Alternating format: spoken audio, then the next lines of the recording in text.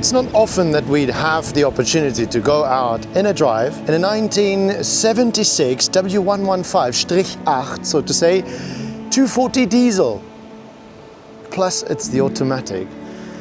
I am so excited to share this drive with you because this car surprised the heck out of me. Jump in on the passenger seat and let's go for a beautiful scenic drive through the city of Cape Town, and I'll explain to you exactly why.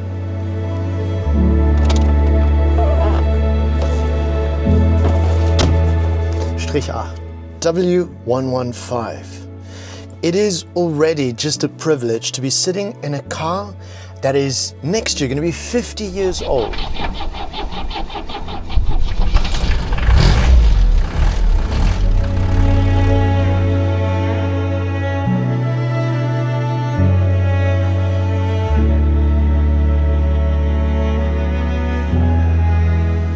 When Mercedes built these cars, it was clearly about the journey.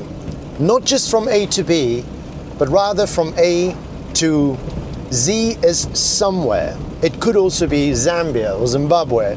It doesn't matter, because these cars were built to go places and go forever. It has officially lived at least half a human lifetime. 50 years next year. And look at us cruising along. 50 years!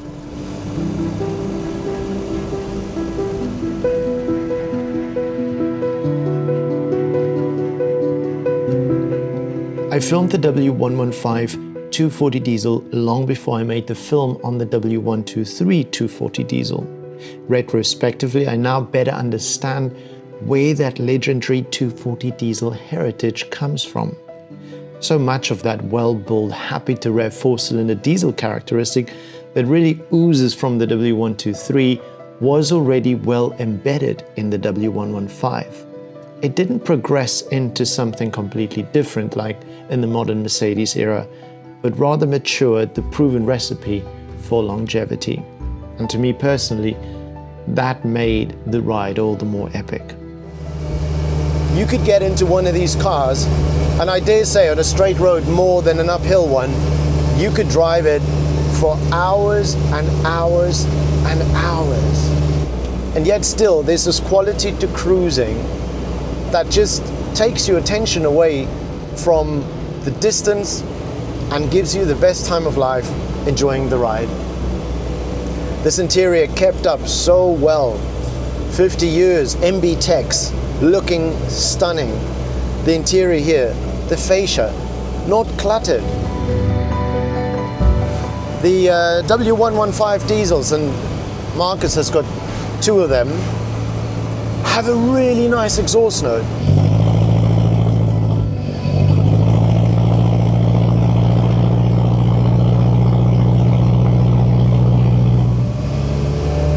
On the on-ramp, no problem whatsoever to pick up speed. And just find your pace in traffic.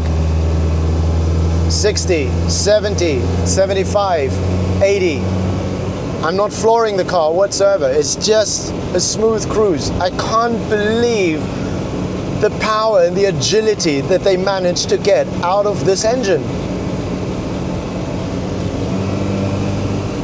If I put my foot down, there's just more power.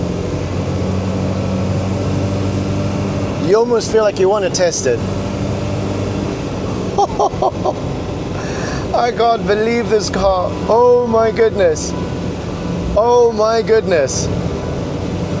Up front, R171 SLK 200. You can say what you want about that car, but I think it's a really good looking small little roadster.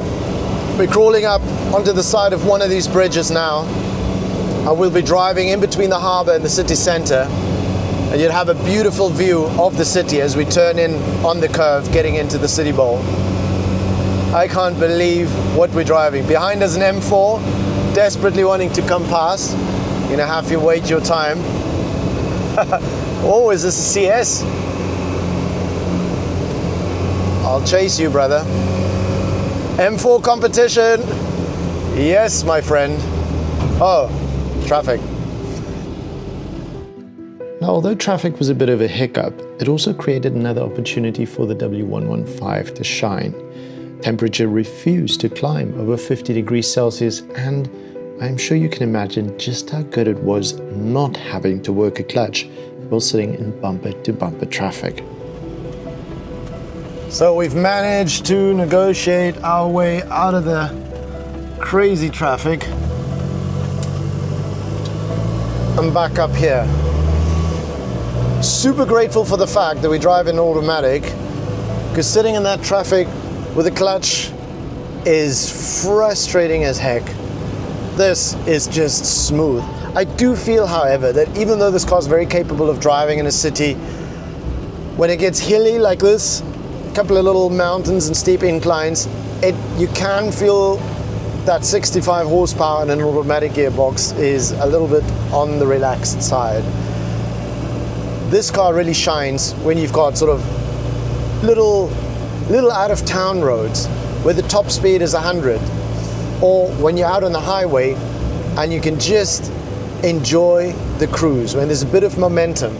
You'd be surprised, once this motor is up in the rev range, I'd say anything around about 3,000 RPMs. It's a consistent torque line, maximum torque at 2,400 RPM. So at 3,000, you're safe. The engine's got so much momentum that the car will just glide over everything. 50 years ago, I think it was normal when cars were driving at this pace. And it's actually sad, because if we accelerate everything in life that we're doing, then life passes a lot quicker. This car forces you to slow down, but it doesn't deprive you of the quality of a slower life.